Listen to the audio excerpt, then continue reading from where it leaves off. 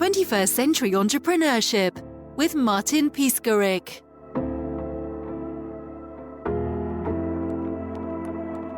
In 2015, I fired my biggest client.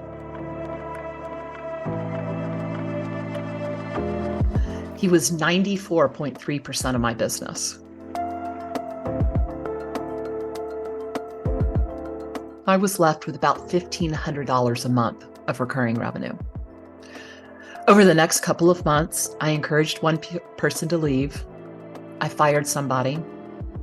And like many of you listening, I struggled to make payroll.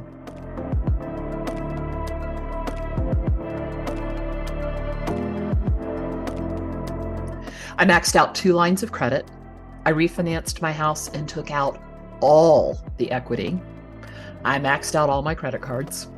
And I remember so clearly applying for that last credit card. I got it, a whopping $900 limit.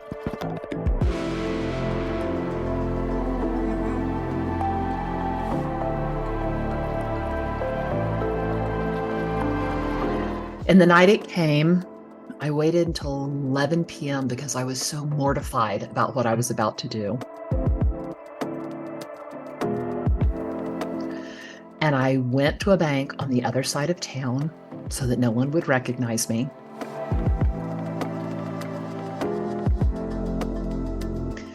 And I did a cash advance for every possible penny. And then I was at the door of the bank the next morning to deposit that cash so that I could make payroll.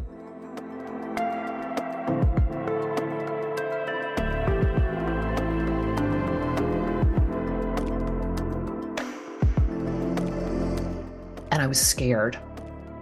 I was petrified, in fact. And I was asking myself questions that you might have asked too. Can my business survive? What if this doesn't work? And it was in that minute, sitting in the ATM drive-thru at 11 o'clock at night, I sat back in my seat and I realized I'm a fraud. I realized that I was struggling with the same things my clients struggle with. And then the next morning, when I was at the bank, sliding that stack of $20 bills across the counter, I wondered if the teller could tell that my business was on the brink. And the big question was, on the brink of what?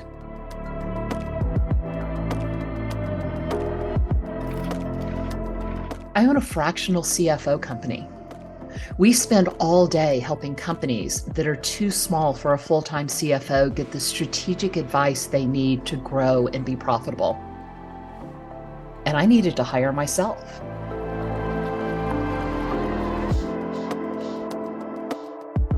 Now, instead of worrying about making payroll and wondering if I'm going to be able to keep the whole team, we are constantly hiring. Instead of trying to figure out if a charge is going to go through on my credit card, I'm fully out of debt.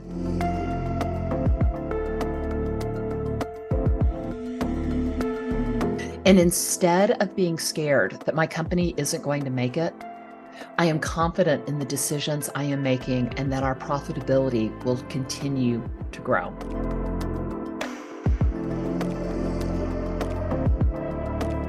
I believe that every company deserves strategic financial advice to help them grow and be profitable.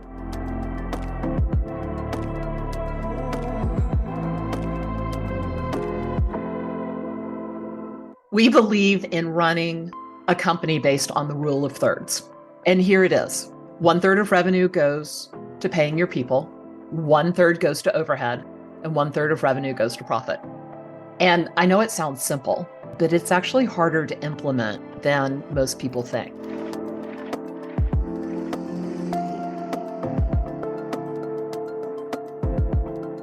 I think the first place to look when we're talking about the rule of thirds, first of all, we need to talk about, we're not talking about revenue, we're talking about gross profit. So it's revenue minus the cost of goods sold, right? So it's gross profit. The place where we see companies overspend the most is in people. And it's not uncommon for us to see companies or firms spending 60 or 70% of their gross profit on employee costs.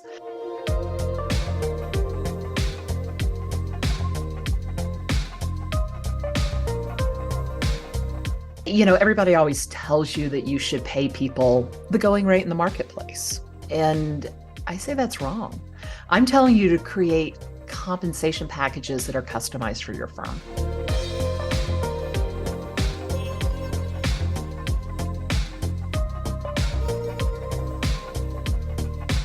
And the response I usually get is, hey, Brooke, that sounds great, but how do I do it? And when we first start working with a client, we do what's called a profit finder. And we go over the results on a call. And we had a client that we did this, and she was way over on payroll. And so we started looking, and one of the things we discovered was that she was not getting a good multiple on her people. They were not producing enough to cover their own salaries, overhead, and for her to make a profit. So we had to change the compensation structure for those people. And once we did that, we ran the profit finder again, and she still wasn't making. The payroll costs were still too high. So we realized that we needed to move more work through the company. And I'm a big believer in EOS, the book Traction by Gino Wickman. And in it, he says, everybody needs a number. And that's right. Everybody needs some kind of number that they're responsible for. So we gave everybody in Heather's company a number, and then we held them accountable. And what happened when she sat down every week and said, you either A, made your number, what enabled you to do that, or B, you didn't make your number, what stopped you from doing that, is that production went up by 40%. And it has stayed at that higher number for, about 4 years now. And it's that discipline that has made the difference.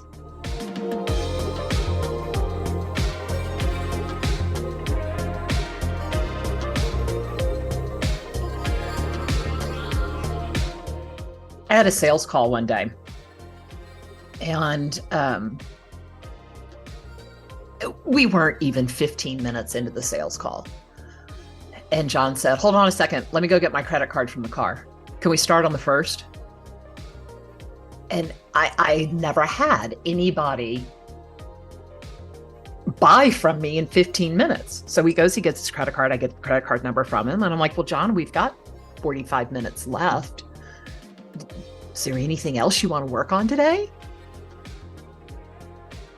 What set him apart in that call was the fact that he made a decision fast. He grew his company. His company had been stuck at 5.5 million for about 3 years at that point. He worked with us for about 5 years. He grew from 5.5 million to just over 20 million. He's going to do 24 million this year. And it's that quick decision making that set him apart.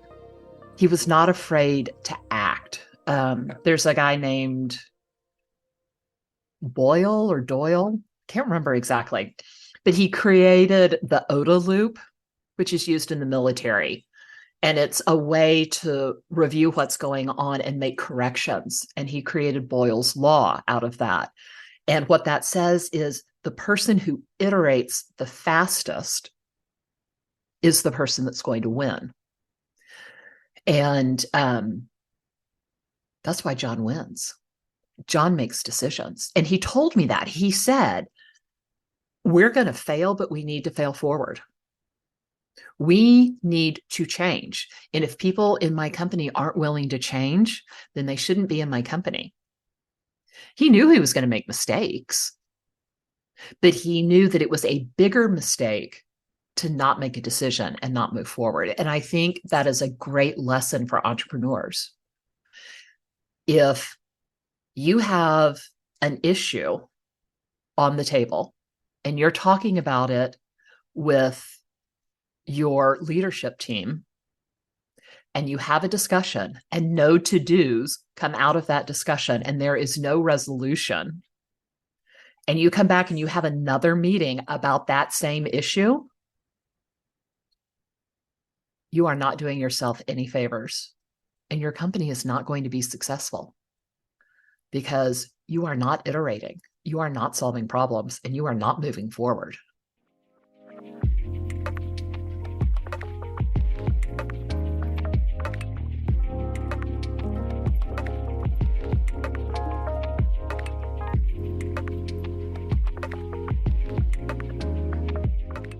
I started Cathedral Capital because I was working for my family, and we hired a consultant to help with sales and marketing.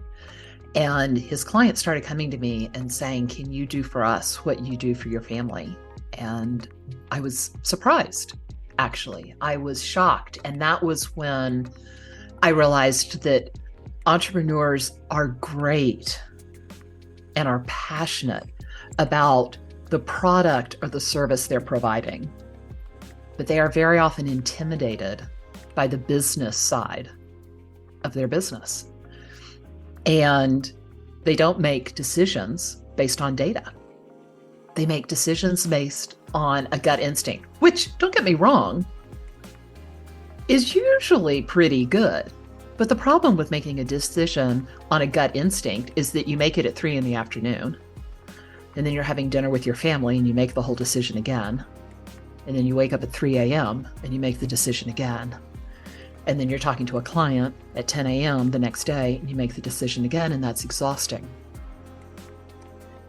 So I started CathCap to help entrepreneurs look at the numbers in their business and run their company based on those numbers. Because when you look at the actual data, when you look at the numbers, you make a decision just once. And just like a doctor can look at your x-ray and know everything they need to know about the bones, just like a lawyer can read a brief and know everything they need to know about your case, a CFO can look at your financials and know an immense amount about your company.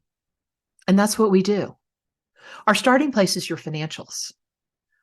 We can look at that and use that as a diagnostic tool. They tell us everything that's happening, where you're overperforming and where you're underperforming. It points us to those places where we need to go look and dig deeper. I can't always fix all of your problems, but I can sure identify them. And that's really helpful.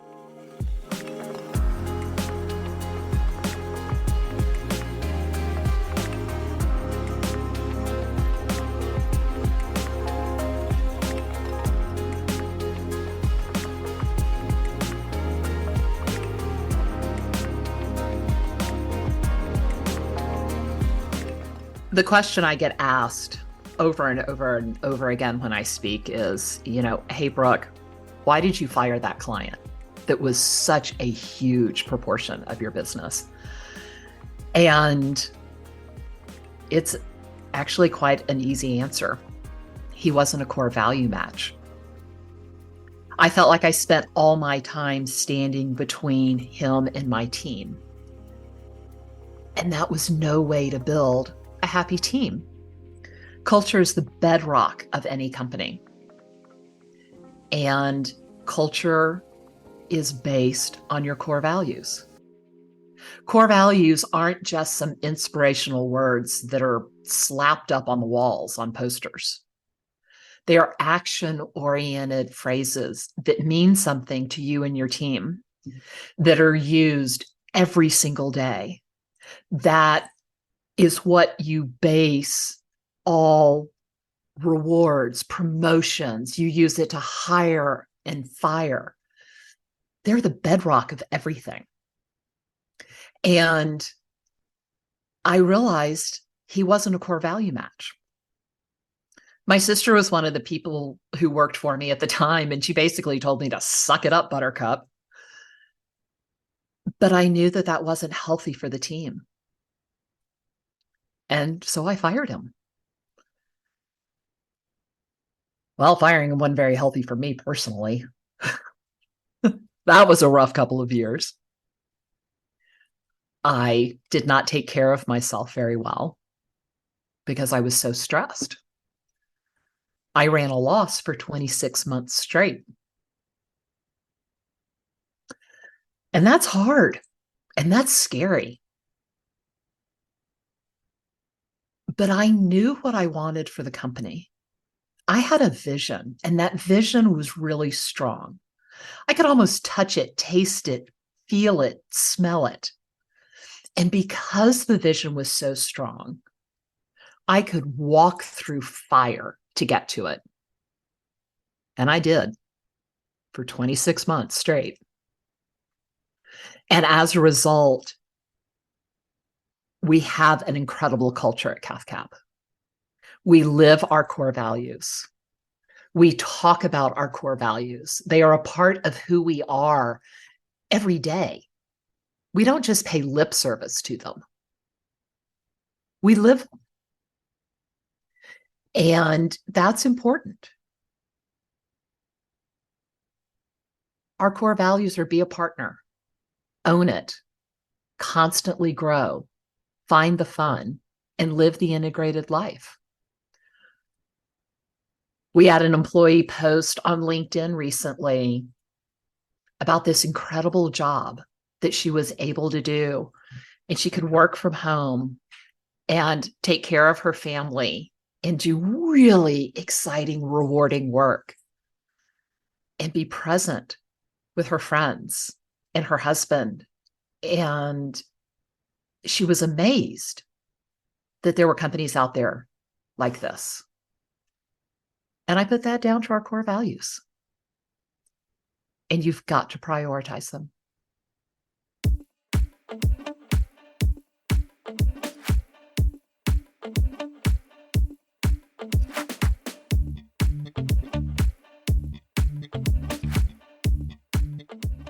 I mentioned earlier that we use a tool called the Profit Finder with our clients.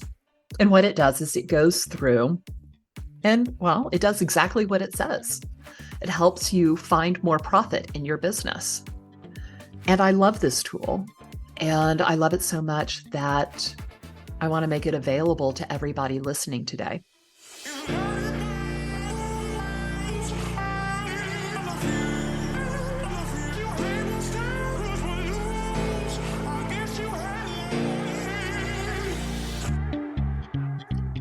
So if you look in the show notes, there's a link you can click and it will take you to a free copy of the Profit Finder, where if you put in some information, it will tell you what is happening in your business and where you are doing well and where you can do better and what to do about it.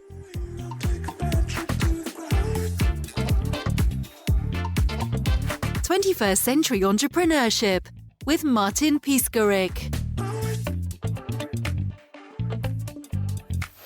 Imagine a space where triumphs, trials, and tales of entrepreneurship come alive.